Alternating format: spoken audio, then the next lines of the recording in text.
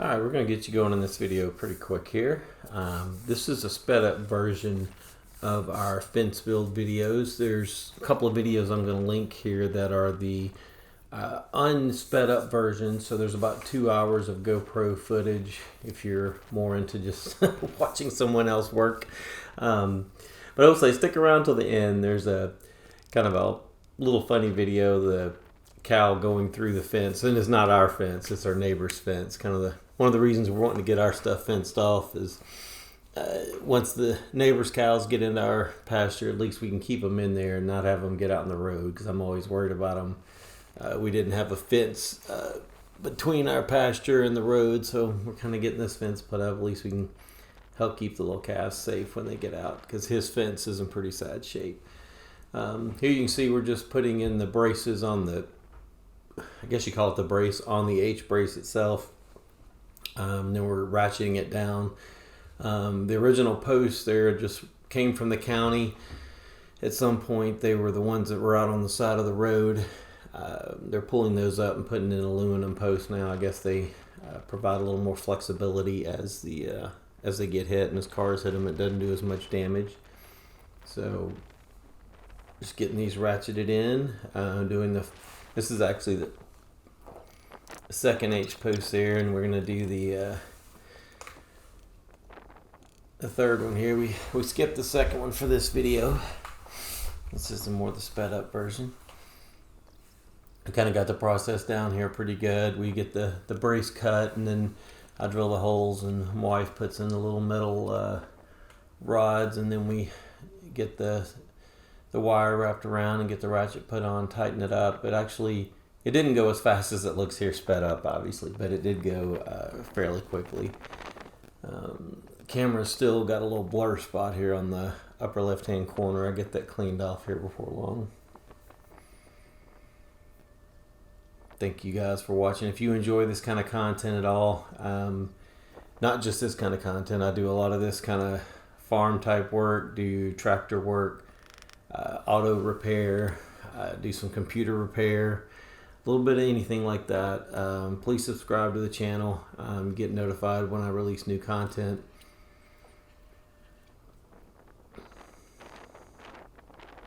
Now we're back at the beginning at the first H brace there. We're gonna pull the wire out and get it tied onto the post, and then we'll run it out. And you can see we've kind of got the wire on back of the 3-point on the tractor on the Kubota L3901.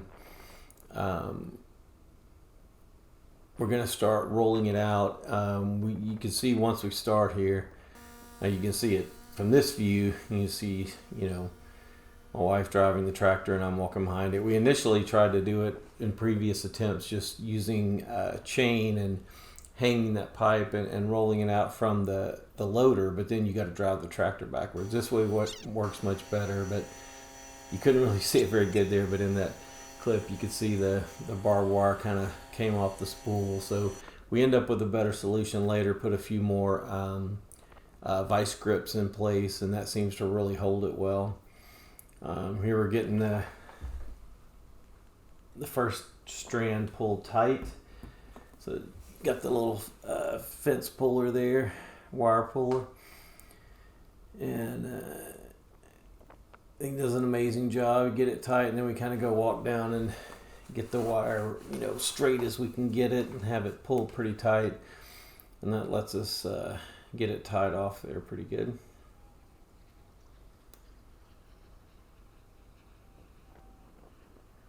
As I mentioned before, hang out till the very end of this video. There's it's a short clip, but it's just the picture of the cow going through the barbed wire of my neighbor's fence. And I really don't understand how, having worked with barbed wire and messed with this stuff long enough, even with gloves on and thick clothes, I come in cut up every time. And I guess, the cows obviously they got leather skin, but I'm always surprised at how much they end up getting in the barbed wire, and it doesn't seem to bother them. So I'm just kind of pulling the wire, getting it into place.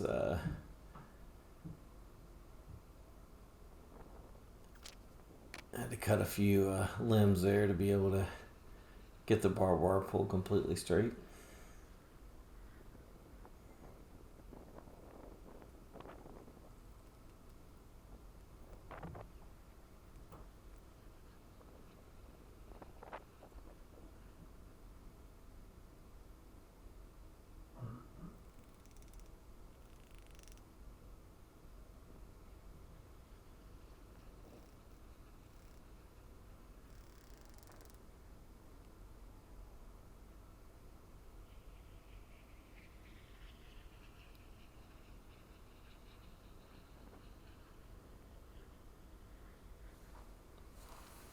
And this is always the longest, worst part to me, is trying to get the barbed wire pulled tight and tie it, and trying to keep it tight while I'm tying it.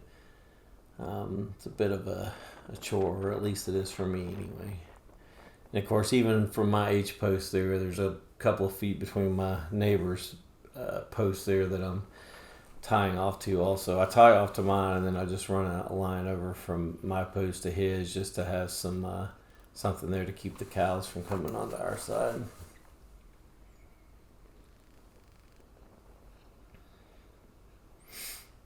And so we ended up running two wires, our two wires first. Then we come back and we're putting the T-post in. Now, the way we're doing it here, my son's driving the tractor. Our son's driving it. My wife's got a pole that she'll hold up to kind of show the correct height of each pole, to tell him when he's got it pushed down far enough. Then I've got another pole I'm using there to give me the correct distance between each T-post. That way we're fairly consistent all the way around. As you can see, you can't try to make it straight or level just because the ground's going up or down so much. So we have to kind of use those poles for each individual location. And believe me, this is such a nice way to do it. We've got a old school post driver, but oh my gosh, I can't imagine how wore out I'd be after driving 70 T-posts in the ground. It took us, we had timed it, and I don't remember how long it was, but it was very quick to get all of these done. Then after we get our first two lines in and get the T-post in, then it's just a matter of coming back and putting the clips in. And, everybody's different, but we count 4 of the little humps, nipples, whatever you would call them there, from the ground, and put the first one in. Then we count 5 humps between every one of the next lines until we get to the top. And we're putting in a total of 6 lines with this. And obviously, this is just this is the part I really don't mind. It's definitely not hard work. The only hard thing about it is bending over or being on your knees so long. The older I get, I don't realize how bad it hurts until I'm doing it for a extended period of time. And we had these lines fairly tight anyway, and it really gets tight as you're trying to push them down into those little valleys and raise them up when you get to the hills. But definitely gets the barbed wire really tight. And I talked earlier about the cattle being able to go between some of the barbed wire on my neighbor's fence. Well, their biggest problem, 2 problems. Our T-posts are about around 6 foot apart. I pulled out a tape measure on his. Some of his are 16 feet apart. Typically, they're anywhere from 12 to 13 would be the norm. His bottom one sometimes is 2 feet from the ground. But even then, the lines he's got, he does 4 to 5 lines per fence or per post, but they're not tight. And it's so easy for the cattle just to walk right, kind of step through it, and they may get stuck a little bit, but cattle are all about eating, so if there's something greener on the other side, they'll take a few pokes with some barbed wire to get to the grass they want to eat.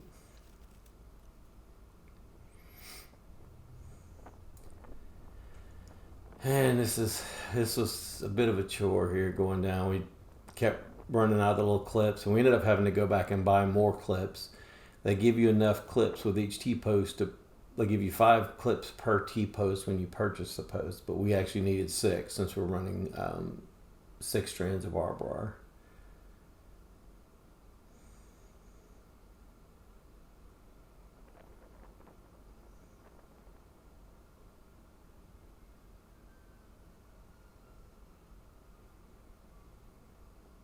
You can barely see anything moving down there now. It's way down there, but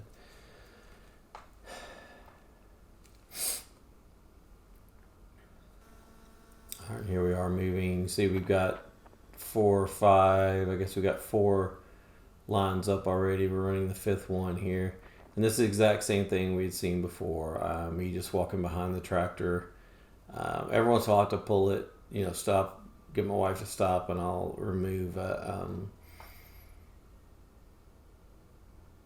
one of the pair of vice grips to get it in a little bit better spot. And you can see here in a minute, you'll see what the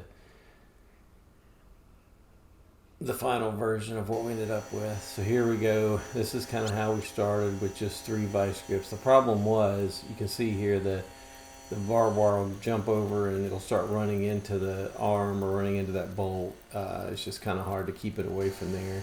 So we ended up, the last efforts, adding more vice grips. This held the barbed wire where we wanted, but also kept the arms from the 3-point in place. Here is the final product that we are done. This is our fence that we just put in here.